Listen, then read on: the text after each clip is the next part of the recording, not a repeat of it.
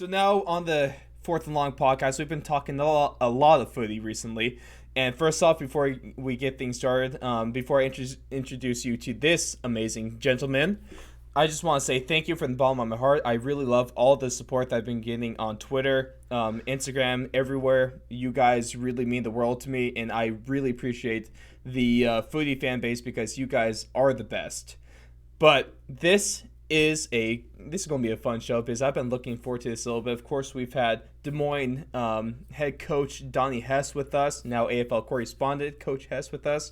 But now I bring to you all the man behind the Twitter account. Let's talk Brian Bearish. He's the head guy for the media for the USAFL. Welcome to the show, Brian. Thank you so much for taking time out of your very busy schedule to talk some footy. G'day, Ross. Thanks for having me. I'm excited to be here. All right, so let's just get into it. So let's talk you. Let's focus on you a little bit, okay? So who are you? What do you do? And then what are you like? Where are you in terms of the USAFL and stuff like that? Hi, I'm Brian, and I'm a Leo. So I'm the media manager of the USAFL, and I've been involved with the league in one capacity or another since 2008. I discovered Aussie rules on television, just like a lot of people are, although I discovered it in 1995. Before the internet was prevalent, before we had Twitter and all this other nonsense. And I was 13 years old. I came home from school one day and just putting off doing my homework, and I'm flicking around the channels, and I see this game, and I'd seen snippets of it before, so I knew what I was watching was Australian football. But this was the first time I saw like an actual sequence. It was an hour's worth of highlights. I was hooked immediately because it was something I had never seen before. It wasn't something that was readily available here in the US, and I sunk my teeth into it. And for several years, I followed it on that hour-long show. I didn't completely know the rules yet. I just knew it was high scoring and exciting. Yep. Around 2001 or so, again, I started listening to matches online. It was still pretty expensive to watch games back then. It was almost impossible. So I listened to a lot of games on the radio. And in late 2007, my wife and I attended a grand final party for the Philadelphia Hawks, which is the team that's based here. And I had never met anybody with the Hawks. I knew there was a league here, and I said, one of these days I'll come out and watch a game. Well, it was at an Applebee's. And we were sitting in a booth at this Applebee's, and every year there's a grand final party. The grand final is their Super Bowl. It's at the Melbourne Cricket Ground. There's 100,000 people there. But anyway, we're sitting we paid our $15 and we sat in a corner, and we just were kind of minding our own business. And one by one, people from the Hawks, players, the coaches, etc., started coming over and chatting us up and started, how'd you find out about us? Who are you? How'd you find out about us? How'd you find out about footy? And then eventually the conversation started going to, hey, have you ever considered playing? Now, my athletic background is pretty lean. I was always picked last for the school teams. My dad says I run like a pregnant giraffe. I wasn't a very good athlete. And when I was younger, I had some negative experiences around that because kids are mean. Yeah, but they said, listen, we don't care. You obviously like the game. You have a passion for it. Come out with us next year and have a kick. And that's what I did. The following year, I went out to a Metro game, and Metro is like the 9-a-side version of it. I know Donnie probably had mentioned it because they have a big tournament about that. But anyway, I went out to a Metro game, and I put on gym shorts and I had my sneakers. I was like, well, I don't have cleats or anything, and I don't know if I'm going to play. But I go over and I find the field. It's in South Philly, across from where the Flyers and the Phillies and all the Philly teams play. And John Loring, who's the head coach of the Hawks, tall, thin, hairy gentleman, strides over and says, hey, are you here to play footy? And I could have said no, because I was like, I can't do this. I'm going to get murdered. I'm a wimp and I don't like getting tackled. And I said, you know what? Screw it. Let's play. So he says, all right, welcome aboard. I'm John. He points to a guy and to a bunch of guys wearing these ratty hand-me-down Geelong jumpers and say, see those guys warming up over there, learn their names because in 10 minutes you're going to be playing with them. And I go on the field. They actually asked me to go umpire, which is the thing with the finger guns. They Yeah. actually asked me to do that before. They were like, "We need somebody. You know the rules. Go do that." And so I come back and I play. And I think maybe like 10, 15 seconds into the first game, I go after the ball. And there's a move in Aussie rules called a shepherd, where it's kind of like a hip check, a hip and Mm-hmm. shoulder check in hockey. Well, I wasn't ready for it, and this guy Mike DeMeo, who's since became one of my best friends on the team, elbowed me, and I was like facing him, so I caught it right in the stomach, and I was Oh stunned for man. about 5 seconds, and I thought, wait, I'm not dying, we're okay. I think I'll be okay. Right? So I finished playing the game, and we're warming down, we're cooling down, and I'm stretching out. And John, the coach, again comes over and says, "So Bearish, what'd you think of the game?" I said, "Yeah, I had a great time. Thanks for letting me play. I really enjoyed it." He said, "Good, glad you had a good time. Listen, what are you doing in 3 weeks?" I said, I don't know. I don't know that I have any plans. Why? He says, "Well, listen, our first game of the season, our first regular season game is in Raleigh, North Carolina. We're going to rent a bus. We're going to drive down. It's an 8-hour bus ride. We're gonna rent hotel rooms for the night, and we're gonna go down. It's going to be great. Do you want to come?" And I said, "To watch?" He said, "No, dummy, to play." I said, "Well, don't I have to try out for the team or something?" He said, "All right, here's your tryout. Did you have fun? Yeah. Do you want to play? Yeah. You're on the team." I love that. That's so awesome. so and that's it, and that was my first experience. So I played. I was involved with the club. I'm still involved with the Hawks Hmm. on a more informal basis. I still go and I volunteer and whatnot with them with their functions. But I was a club secretary for a while. I kickstarted all of their social media. I was their journalist. Basically, I Hmm. would write recaps of all the games. That's awesome. And the league is smaller than it. I mean, we've got 46 teams in the league now, but Hmm. all the teams on the East Coast, there's New York and Washington and Baltimore and Boston. We all play each other during the year, so you Hmm. make a lot of friends. And I became friends with two people who were on the board, Mike Shepard and Drea Casillas, who were on the board of the USAFL at the time. They were familiar with me. They were familiar with the work that I did, and they were kind enough to extend the opportunity to become media manager. So to answer the original question before you, as far as what I do, Hmm. so I do a lot. Obviously, as you alluded to, I run the social media accounts for the league. So Twitter, Instagram, Facebook. I am the in-house graphics department. So all those graphics that you see on the USAFL, that's me and my banged up 6-year-old laptop here. That's served me in good stead. The I do public relations. I Hmm. do a lot. I wear a lot of hats. Yeah, My you do. favorite thing my favorite thing that I do, though, and I wanted to do this since I was about 8 or 9 years old, is I am the lead play-by-play announcer for the league, and I commentate matches. I do some games here in Philly. Hmm. I actually did a couple of games in Baltimore last year, but I generally go to the regional tournaments and the national tournaments and coordinate the broadcast for that. And I got the opportunity 3 years ago to go to the AFL International Cup in Melbourne. So I've called games all over. I've logged a lot of miles, and I love every minute of it. That's of all the things I do, and I do Hmm. a lot of great things, including outreach and obviously talking to folks like you and Yep. talking to great new fans. And but that's my favorite part of it is telling stories, Yeah. and that's why I enjoy what I do so much. You know what I love most about your story, and something that I learned really quick about the fan base and the members of the Footy community is just how welcoming all of you are, and how willing you are to help out new fans to really learn the game, to get involved in the game, and not to no, there's like no gatekeeping, if you want to call it that. That Yeah, hardly exists. yeah, you know what, it's that real, we're not, it's that Australian spirit. I think, Aussies are generally pretty friendly people, as Hmm. as we are. I think, uh there's it is, and there is some parochialism that does Of exist, course, always. um because I think there is, a lot of people see Australian culture as very sacred, and what is more Australian than their indigenous form of football. And Hmm. I think there's this worry that if Americans or Europeans got involved in it, that it would become too much. You would see TV timeouts, and you'd see, Yeah.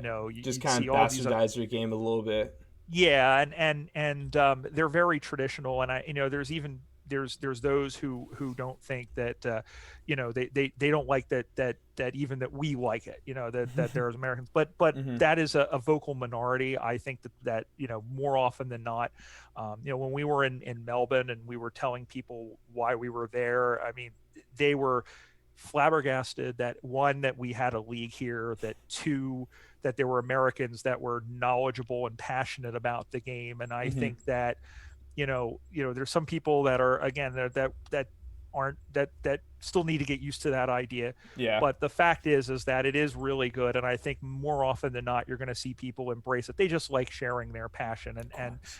and we have such Hmm. a tight knit community here, and it's relatively small compared to other sports around the around Hmm. in the country. So I think that's why we're quick to embrace people and say, we don't care, what do you need to know about the game? So you're right.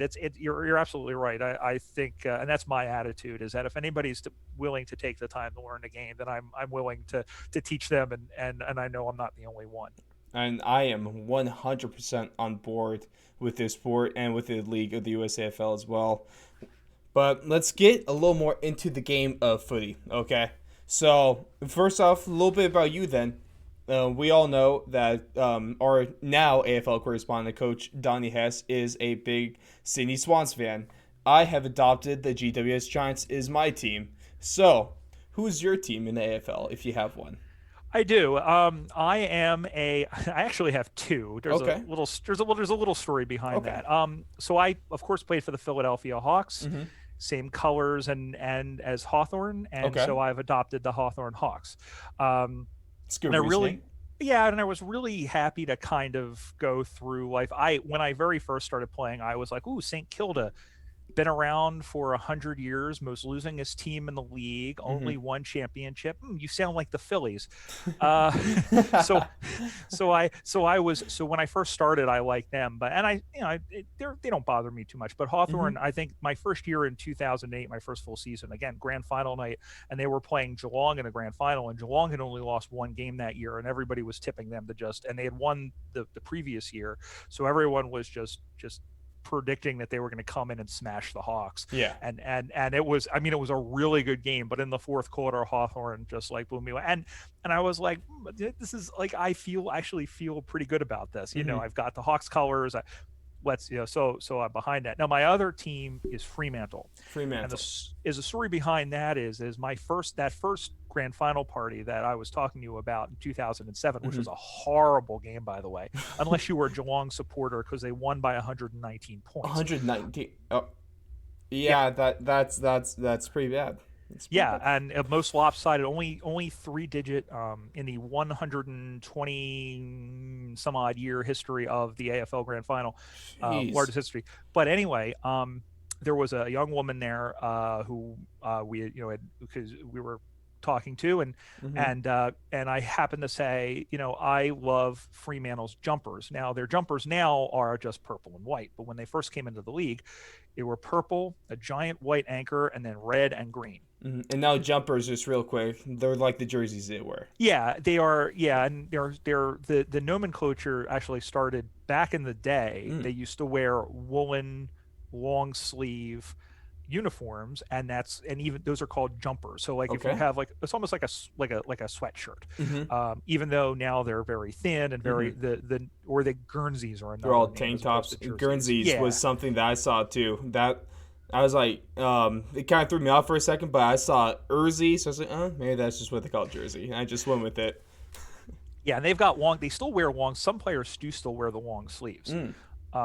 It's either, but it's funny. It's either no sleeves or long sleeves. There is No in no in between. between. Hawthorne actually did try to do short sleeves one year. Actually, no. Geelong actually for their preseason have done the t-shirts.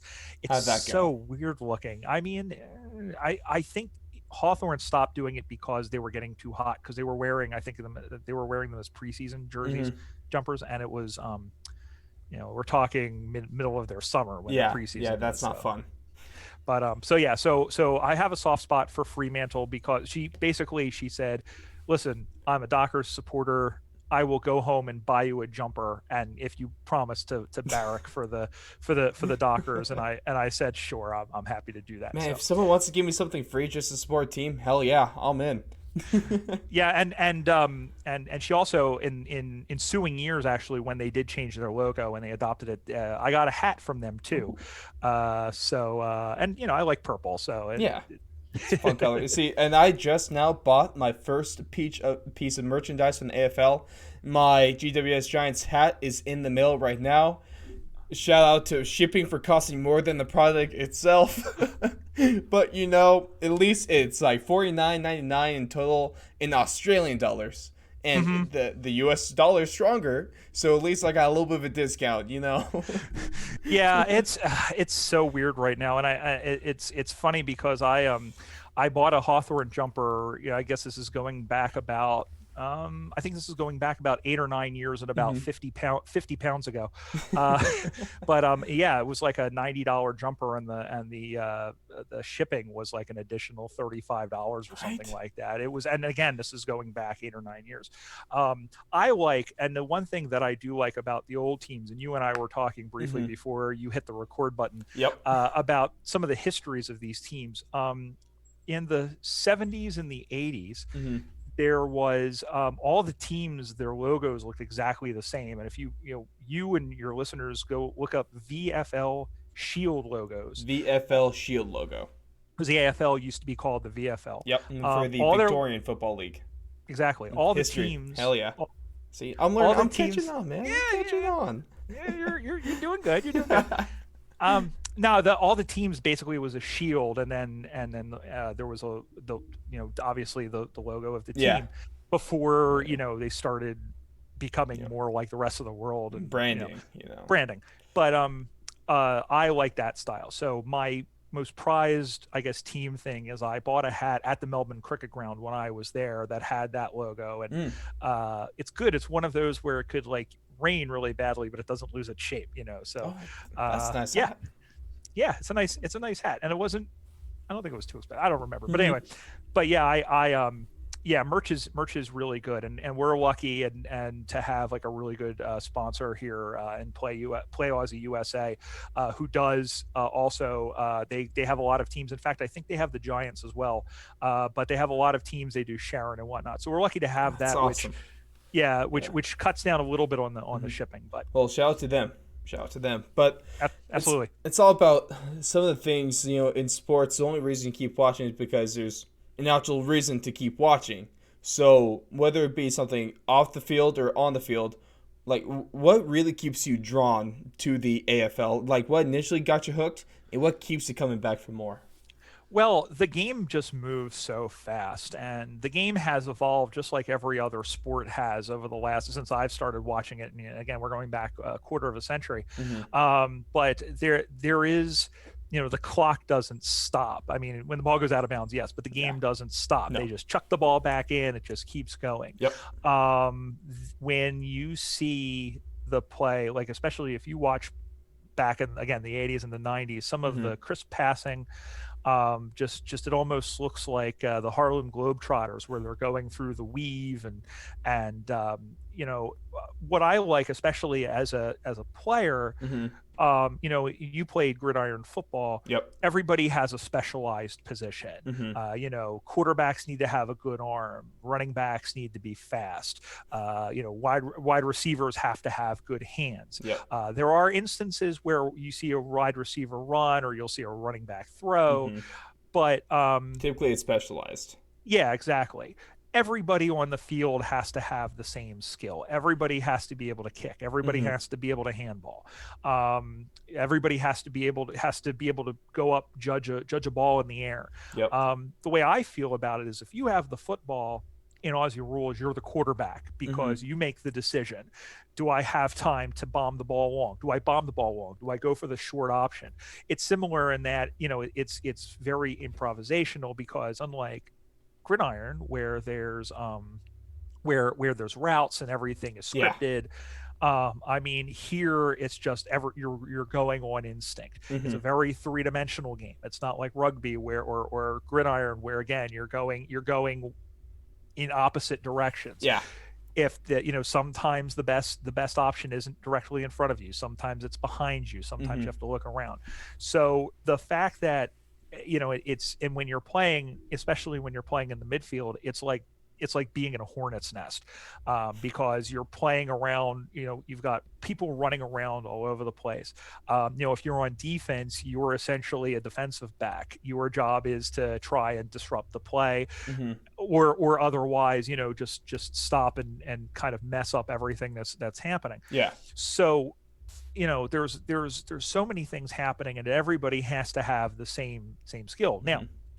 by the same token, you don't have to be built the same. You don't have to be the same height or the same weight, Mm-hmm. to play.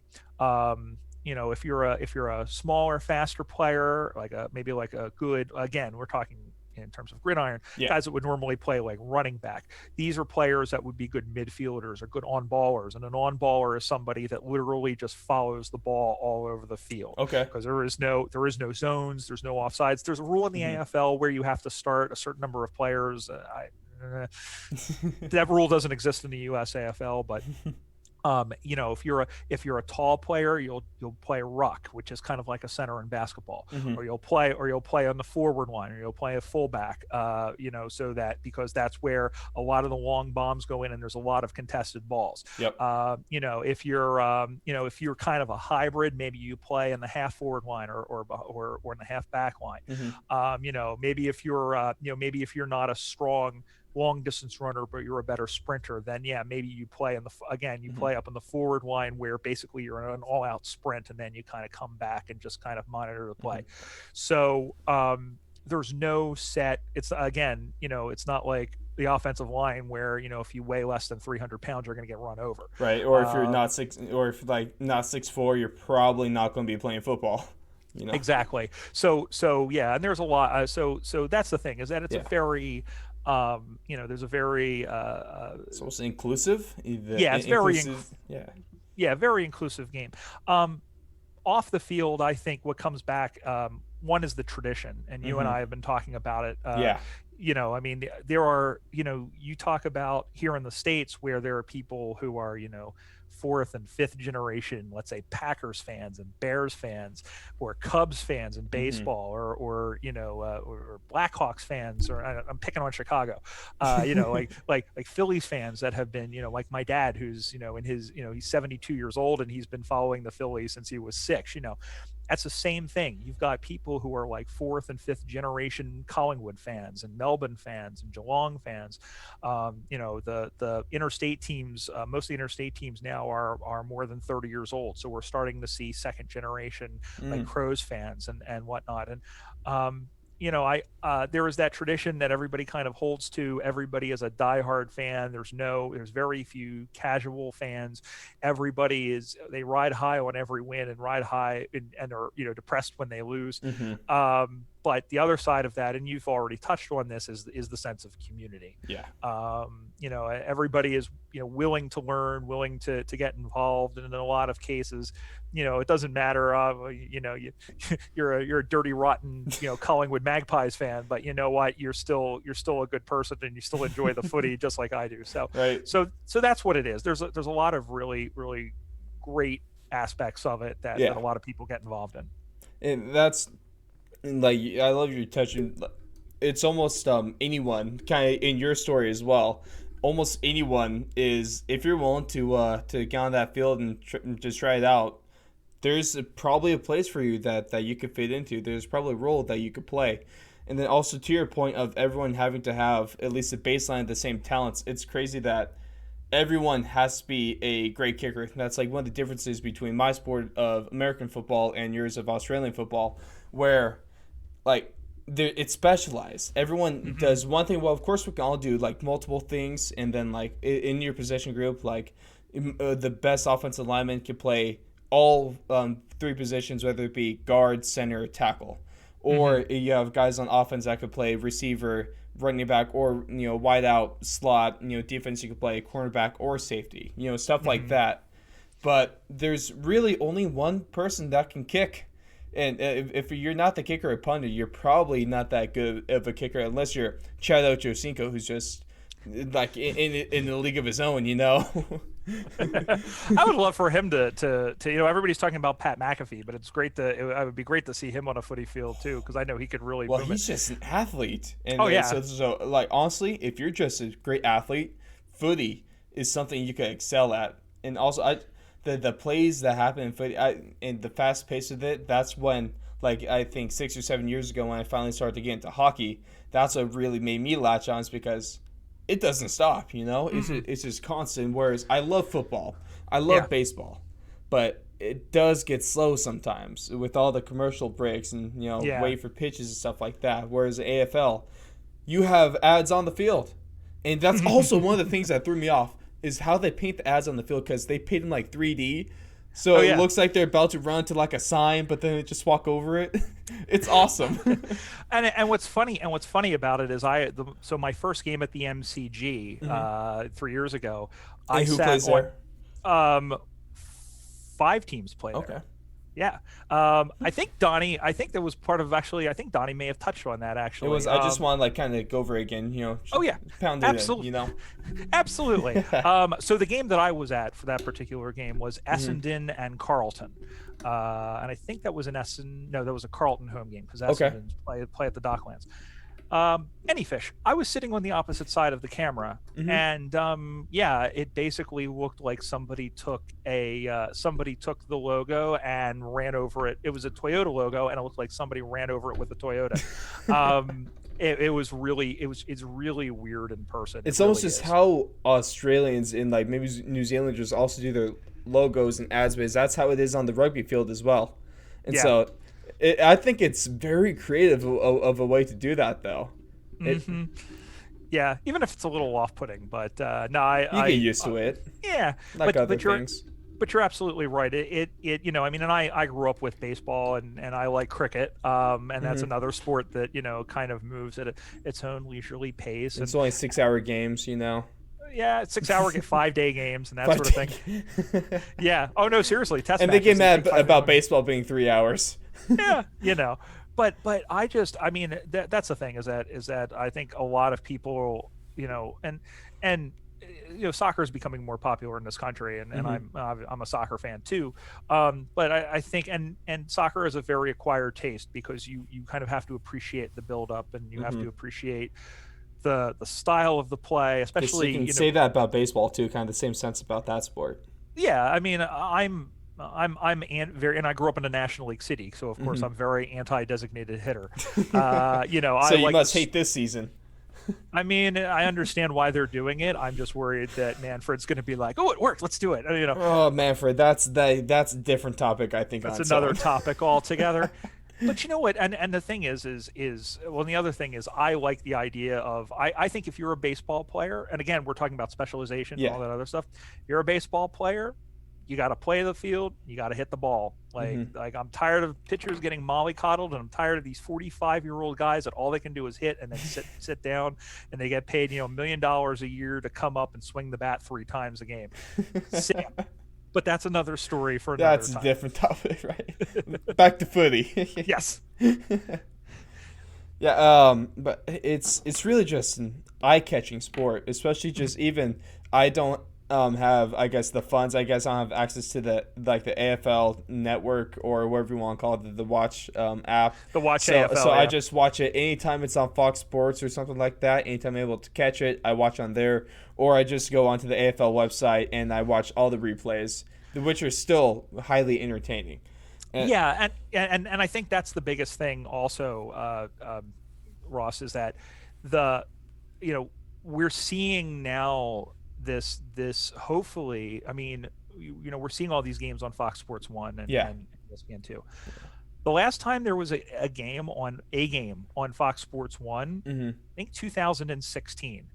And before that, I think they used to show 2 games. I think they used to show 1 game on Fox Sports 1 and then 2 games on Fox Sports 2. Up until this year, they used to show 1 game on Fox Sports 2 and the rest on Fox Soccer Plus, which again, $15 a month. Yeah. And it was buried. And now we're seeing, I don't remember, I've never seen more than more than 2 games on Fox Sports 1 a week. I've never, and last week there was 5. Hmm. Last round there was 5, and that to me is in addition to 1 game on ESPN2 and 1 game on Hmm. ESPN3, which that's another story. But I don't remember seeing it as prolific as it is It's now. awesome. I love the accessibility to it, especially for as a new fan. Mhm.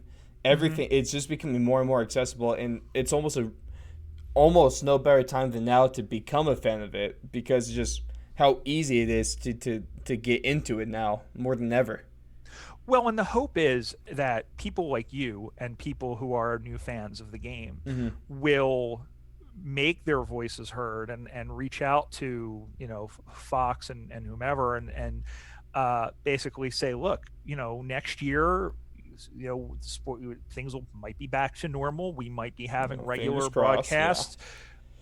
We would love to see, what are you going to show at 1 o'clock in the morning on Fox Sports 1? A Right. rerun of the UFC, drone racing, Shannon and Skip. I don't care. Put some footy on, please. Put some Ain't actual Anything sports that's on. not undisputed. Exactly, and I think if more people come out and like I said, we've been thankful to get a lot of people who like yourself who Hmm. I think will stick with it after Yeah. this is done Well, also, and the AFL. Don't mean to catch up, but the AFL is yeah. kind of realizing this too because I forget the teams that played, but I believe it was last round, where they had a game take place in prime time American time to really get some more eyes on it, and that is crazy for me to see. Well, there's talks.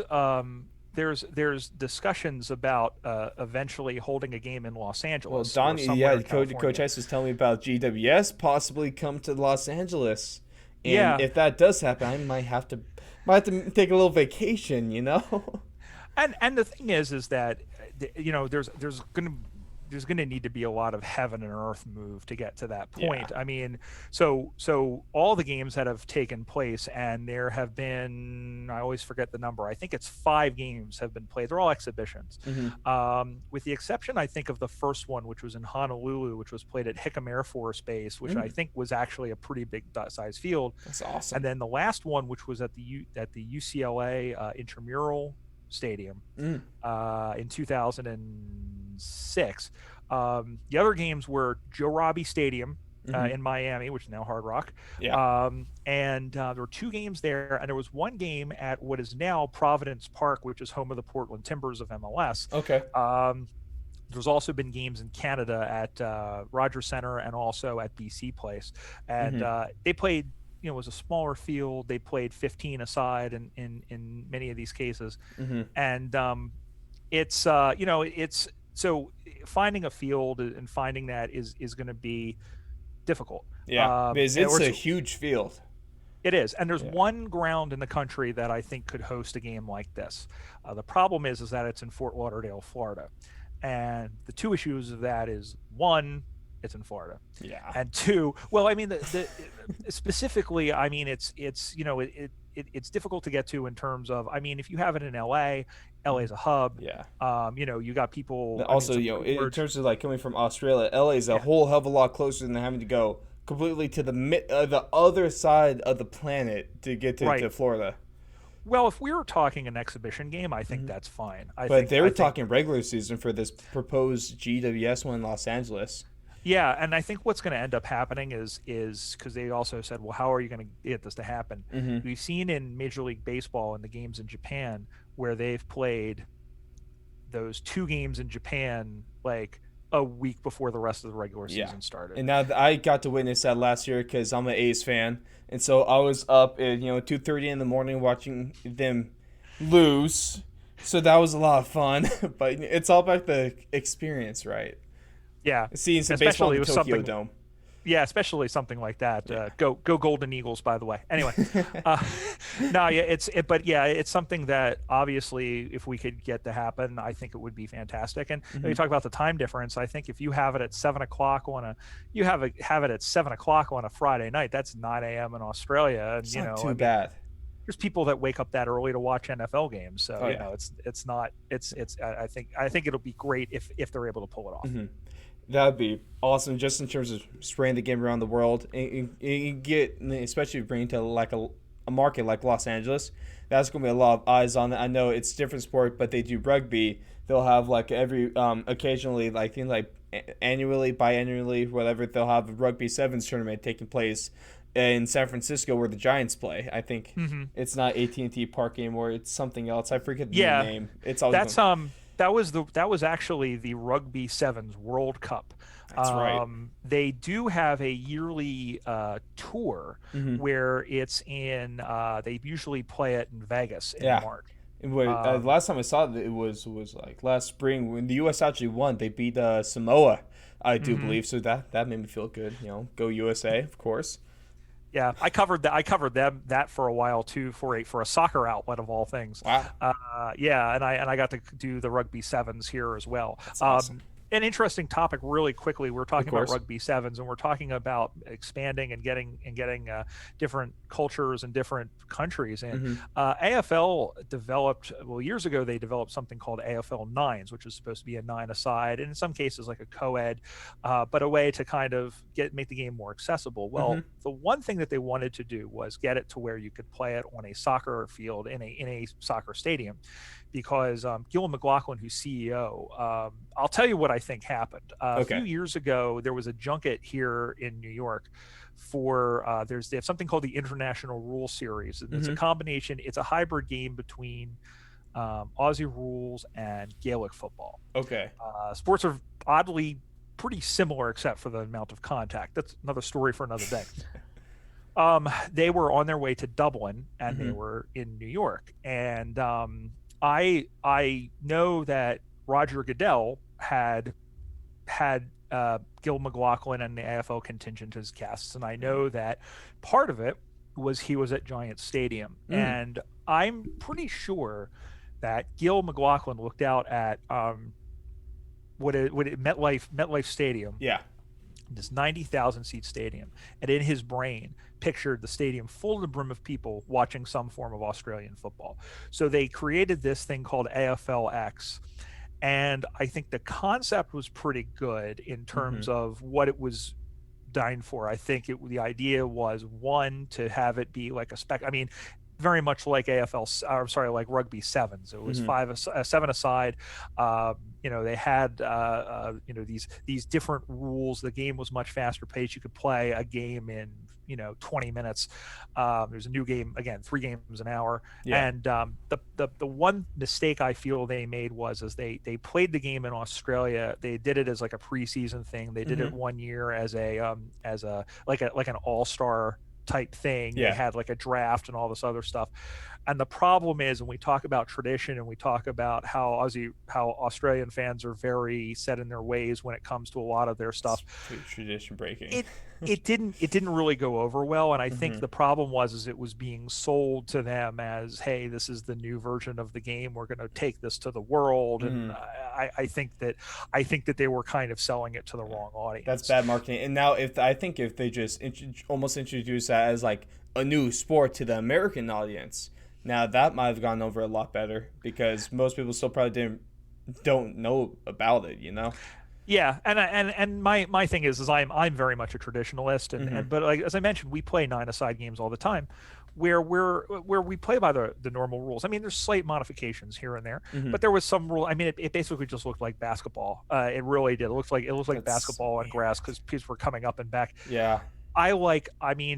And if you're dealing with players such as them, I mean, you're dealing with the best players in the sport. It's going to look very much different than like if you and I stepped out there and played. If you talk about amateurs, that might look like regular footy. But yeah, I know that was part of that, and we've seen that with like T20 cricket, where that's starting to make inroads in certain countries.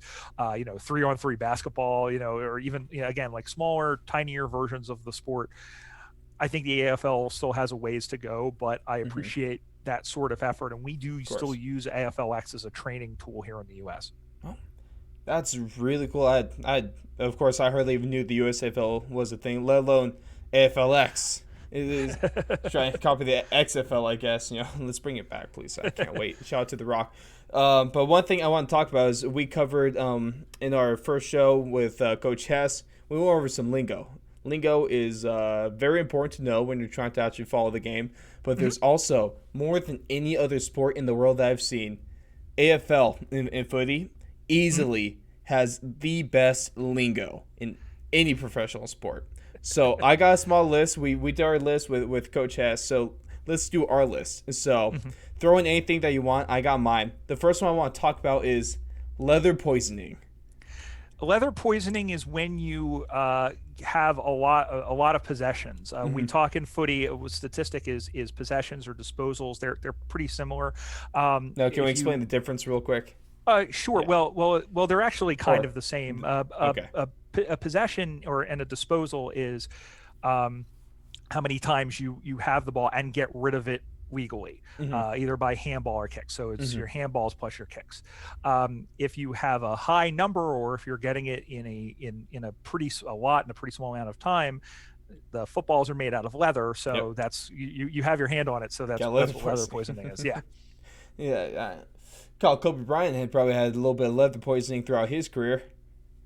RIP. Pride of Lower Merion High. Anyway. Next one I want to talk about is the thing that is universal. It doesn't matter what sport you follow, what sport you love. We always have an everlasting hatred for the referees, for the officials, for the umpires. And that is no different in Aussie rules football. Whereas instead of calling them blue, stripes, zebras, their word for them is maggot. Well, they were referred to as white maggots because they would always wear white, and again, that's one of the traditions that comes from cricket. Because again, a lot of the terminology, with Aussie rules being seen as a winter alternative vis-a-vis, basketball and football. Yeah. So a lot of that, they wore white, and so they would yell at that. So that's where they get that. Now they don't wear white anymore. They wear fluorescent lime green, It's such a good, can we take it back a little bit ago when they were wearing like suits with a very nice hat and like top hats and stuff like that? Yeah. Pork pie hats, I think, is what they're called. Let's bring it back. Well, again, wait, what about, here we go, fluorescent suits with the pork pie hats? I would do that. You know what? Well, see, they had the fluorescent T-shirts. This was, I would have gone about 2000 or so. They had the polo shirts with the hats on, but then they ended up transitioning, and now they all wear baseball hats. Shame. I want to say it was like 2000 or so.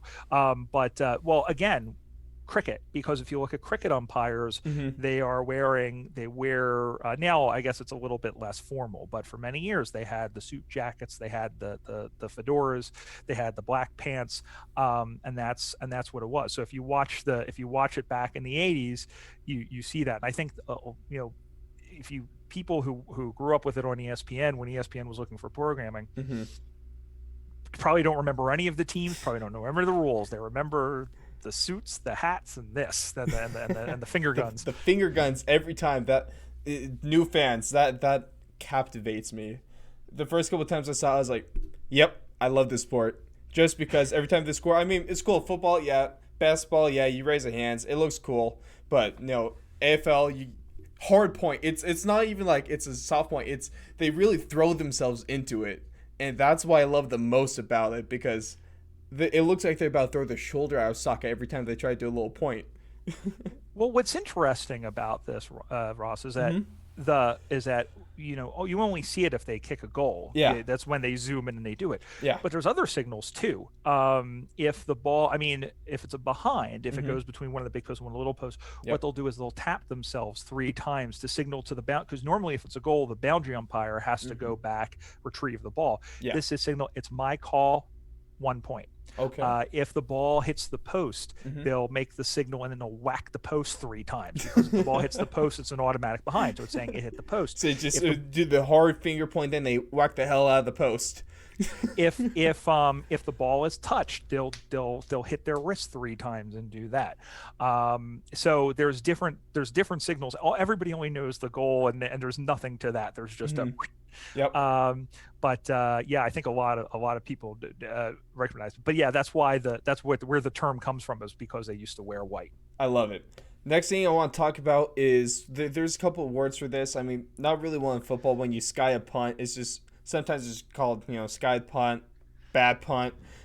Baseball, you hit a pop fly really high up. If it's a home run, you call it a moonshot. If it stays in the field, a lot of times, outfielder gets under it, call it the can of corn. Whereas if you have something like this in footy, you call it the rainmaker. And now Yeah. that sounds way more badass. Well, yeah, because For what it's it really is. yeah, it's just like it's a really high kick, and it's a ball that stays up high, and yeah, it stays up high and could be scraping some clouds on the way down. So not as exciting as some of the other ones, but yeah. Right. Take out some of the birds with that one. Just a sky real high. Oh, looks like. Nope. I just put that straight up. That's not going anywhere fast. Yeah.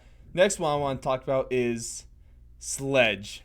And now this one, it's like some of these words you kind of infer what it means, but sledge to me was kind of like a harder one to kind of see the connection with.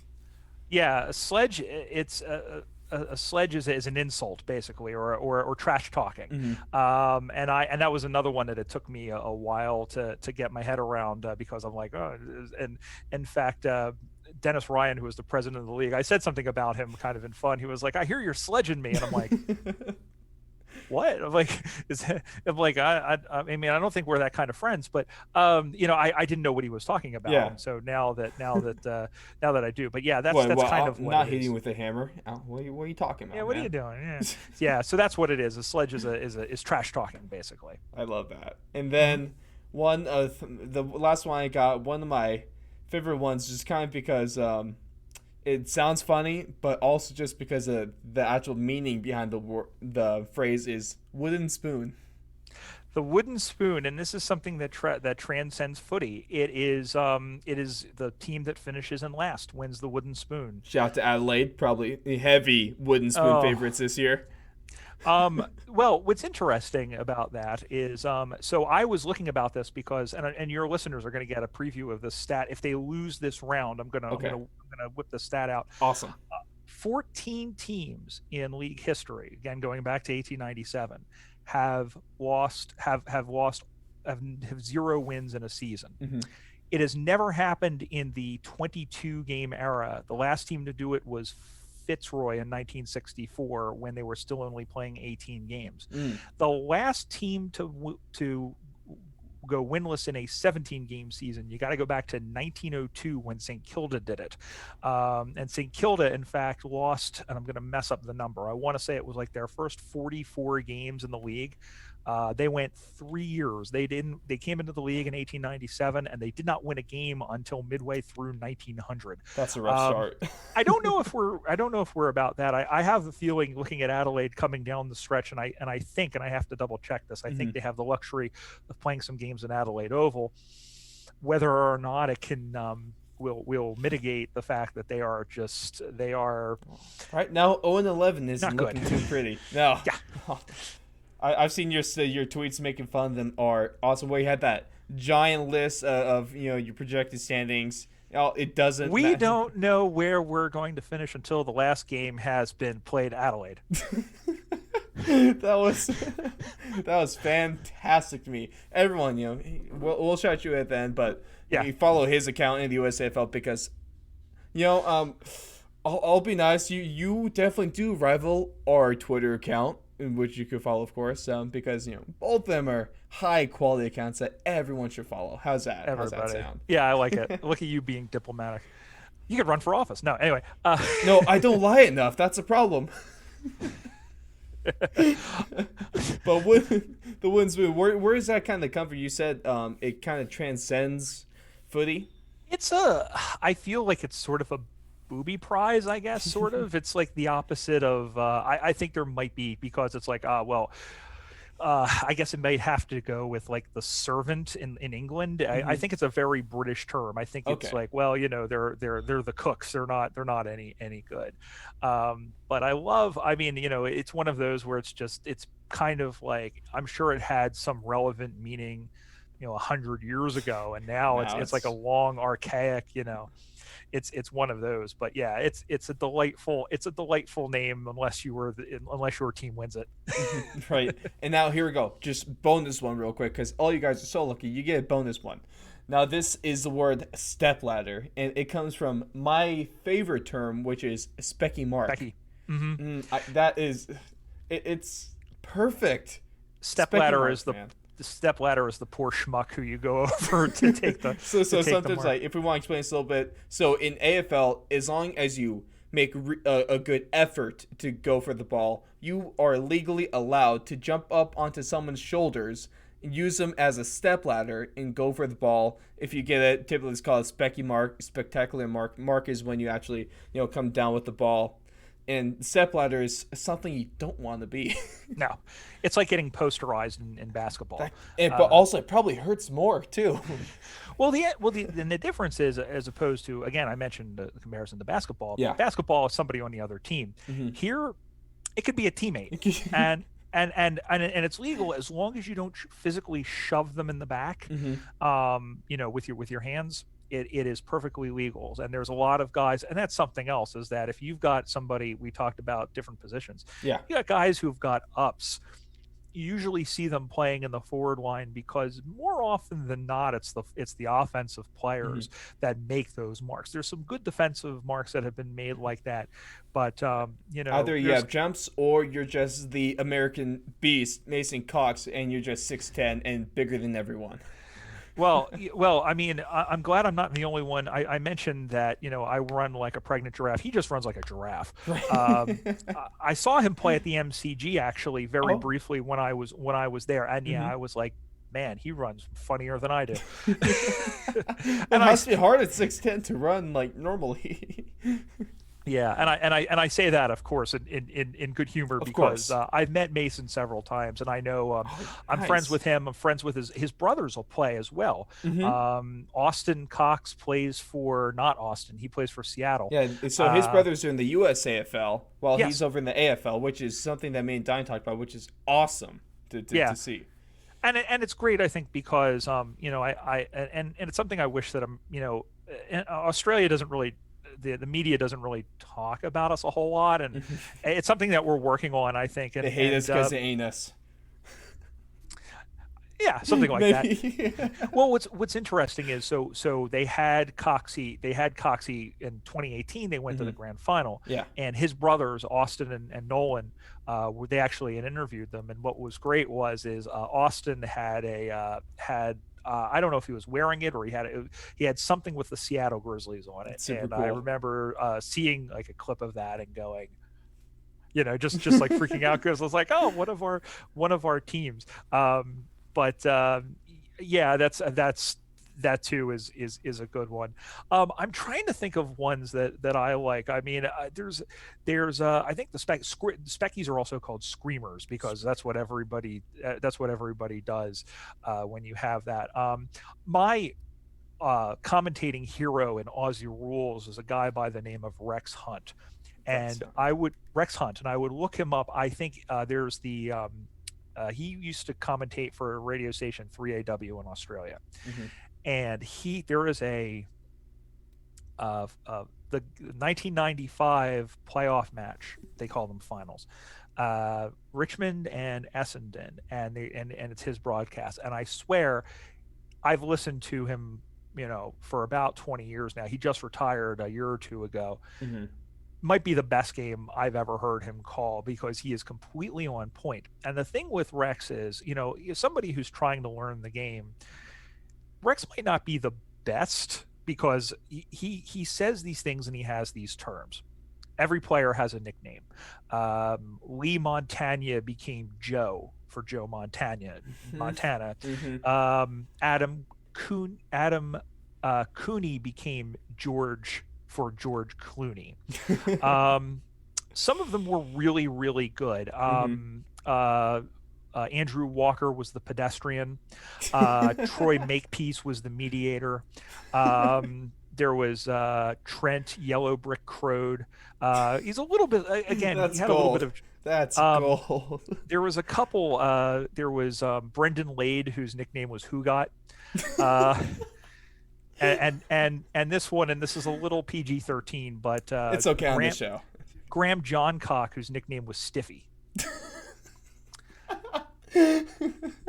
But besides that, if they call like a daisy cutter, like a ball that's grubbed on the Get a ground. worm burner. He used to call it a worm burning, finger breaking mongrel kick.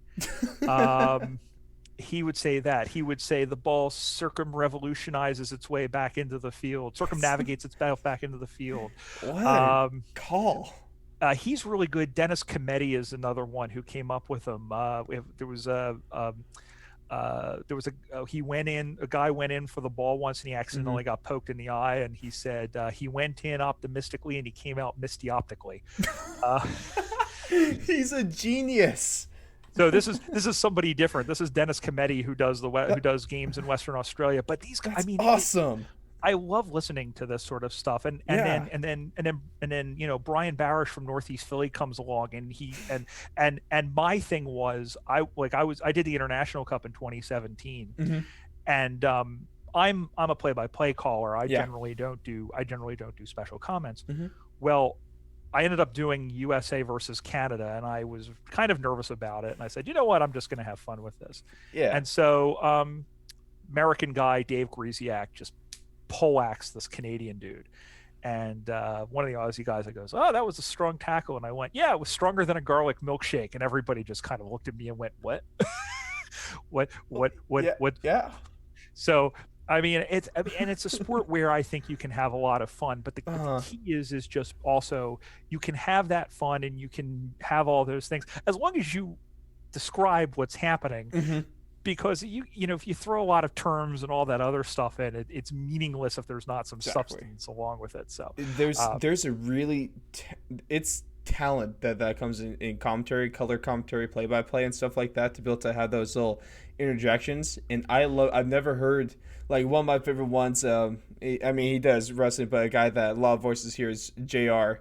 Or that's tougher than a $2 steak. That's always a line, but stronger than the garlic milkshake. I would not want to try that, by the way, but that does sound very strong to me. I've done that kick was uglier than my 12th grade Spanish teacher. That's another one that's pretty popular. The ball skitters across like a cockroach on the bathroom floor. That's another one that I do.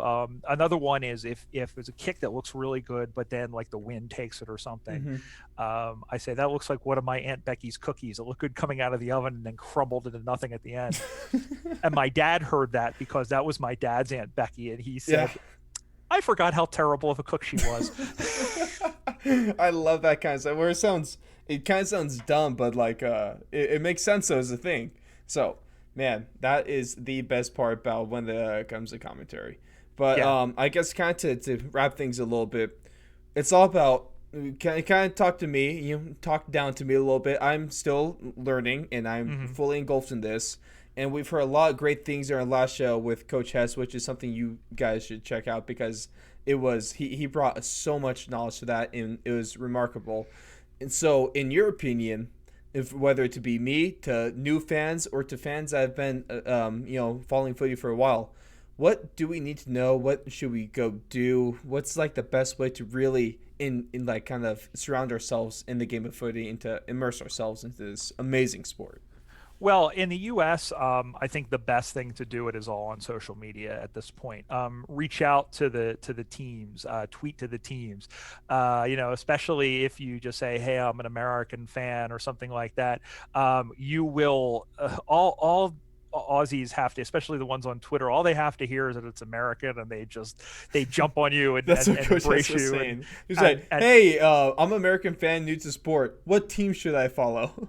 Oh my God. I remember us. I actually be like, I will do that on occasion when I don't feel, when I'm like, I don't care. And I don't care that I get like 600 notifications, and I'm like, have at them. Right. And that's the thing is that, everybody, cause I get this question a lot. What team should I pick? I know, and I'm pretty involved in the AFL subreddit. So if you're on Reddit as well, we usually get fans come in and occasionally, you'll see the comparison like, all right, well, what what teams do you like? Well, Hmm. if you're a Yankees fan, you might be a Collingwood fan. If you're, if you like For the expansion Stripes. teams, yeah. If you like expansion teams or teams that need a little bit of love, Hmm. GWS, Gold Coast. Yeah, If let's you hop like on the GWS bandwagon. Join me, everyone. a team where futility is a way of life, Philadelphia, St. Kilda is a good choice. If you like a team that has a lot of history but is starting to get better, the Western Bulldogs is a good side. If you like. If you like being an outsider, but everybody still hates you anyway, kind of like St. Louis, Port Adelaide's a really good one. 'Cause you think you're God's gift to the sport, but but it's but yeah, so I think there's a lot of that, and it's also fine to not have a team if you Hmm. just like what I do, just throw games on and just sit there and watch it. And I Honestly, think that's the that's sometimes almost better in these sports because I wish there are times I could just sit down and watch a sport without feeling pressure to root for someone without like having this interest because I is like a diehard sports fan. I have lost that ability. There's always something I'm rooting for and it's not good for the blood pressure. yeah. I will say, and I'll say this is that yeah, I like watching. I mean, as much as I like Hawthorne, finals football kind of rivals the NHL playoffs for me in terms of the intensity and especially like if you get a really good game and Hmm. then making it to the finals and making it to the grand final, especially when you've got the teams that don't make it as often. Fremantle's only made it once. The Bulldogs, when they made it in 2016, it had been 55 years since they had made a grand final, even before that, and they hadn't won one in 60 plus years.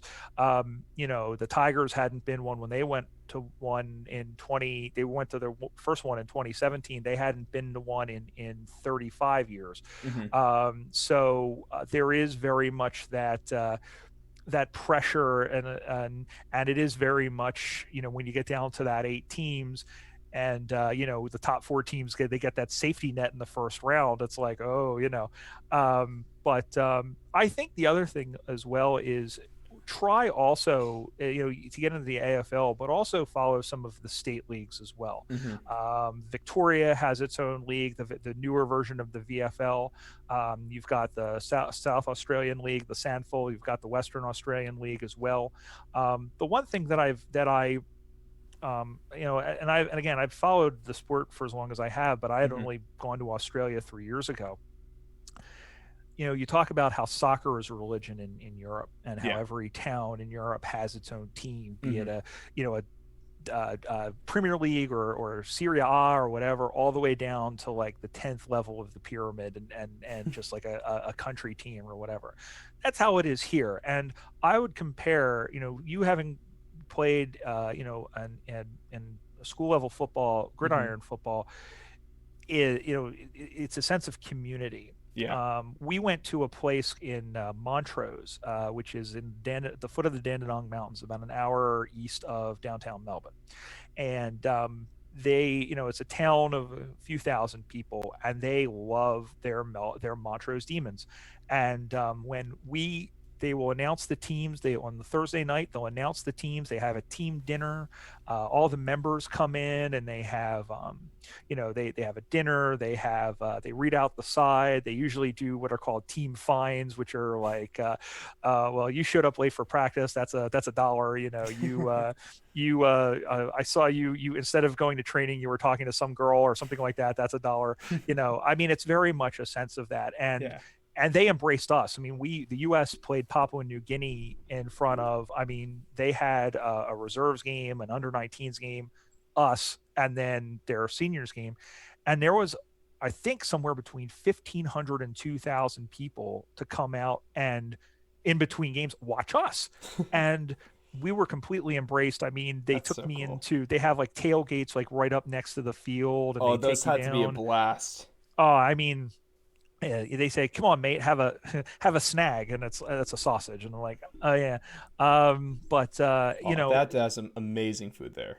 It's really good. Yeah, they like their meat pies. They like their Mm, jam donuts. Jam Um, donuts. yeah, and they like their coffee, but it's Melbourne, you You know. know, I'm a Uh, fan of meat pies. Those are extremely good. oh, they're tasty. They're very very good. And we get the 4 and 20. We have a guy who gets the big brand, the 4 and 20, gets us for all of our stuff. But Awesome. yeah, I mean, it's the pulse of the city there, and it's big in Adelaide, and it's big in Port in Perth. It's getting there in Sydney and in Brisbane where it's rugby league territory. I mean, Hmm. the success of the Swans and the Giants and the Lions over the last 20 years or so, I think have helped it to where the teams are all successful, can be successful, and I think they'll be there for they've settled in and they'll be there for a while. Hmm. Um, but I think that's the thing is that fall in love with AFL, get involved with AFL, and also the women's side. AFL women is they've 4 seasons old, and what's great about that is we talked about all these teams that play in the two mammoth stadiums. Hmm. Well, these women, they play at the old community grounds. Carlton actually plays in Carlton at Princess Park. Essendon, well, they're in the VFL. They play at Windy Hill. The Western Bulldogs play at the Western Oval. So it is very. If you get involved in that, it's a very tight knit community. They're very involved in it. So I Hmm. think once this all settles down, if you truly, it is truly a pilgrimage to be involved in. And I think, we talked about getting involved with us, and Yeah. we mentioned about being an umpire. As long as I followed the game and I've commentated, more than 200 matches and all this other stuff, I think the most I've learned is sitting in on an umpiring session. Oh yeah. Hmm. Because I remember asking a couple of the umpires there, and somebody had asked me a question, I couldn't answer it, about when there's a ball in or where there was a ruck contest, you see these two guys like shoving each other and doing all this, and Hmm. there's no call.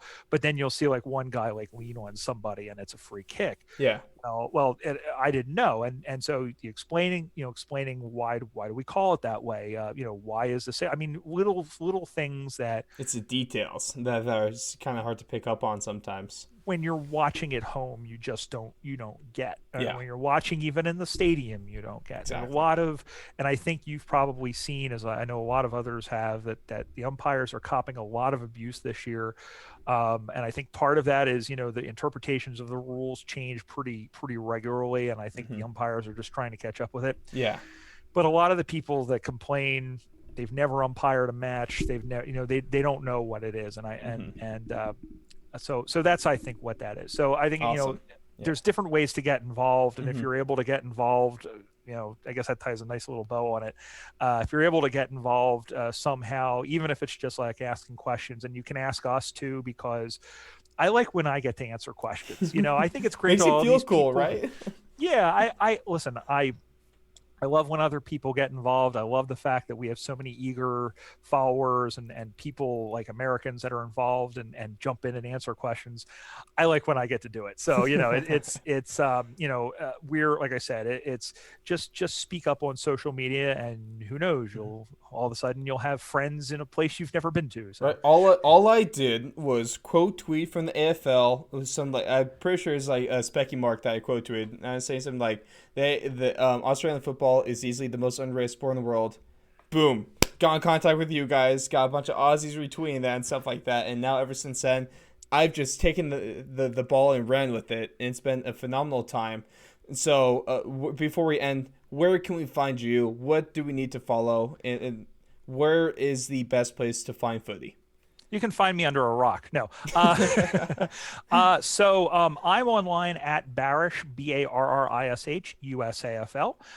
And you can find about the league. We have at USAFL 1997 on Twitter and Instagram. On Facebook, we're at facebook.com/USAFL. If you want to watch some old USAFL matches going all the way back to the 2014 National Championships, we have a couple of games on there that are older than that. You'll hear a match or two with my dumb voice every once in a while. It's youtube.com/USAFL 1997. We have on the website, and it's usafl.com/club list, a listing of all the teams in the league. There are 46 teams.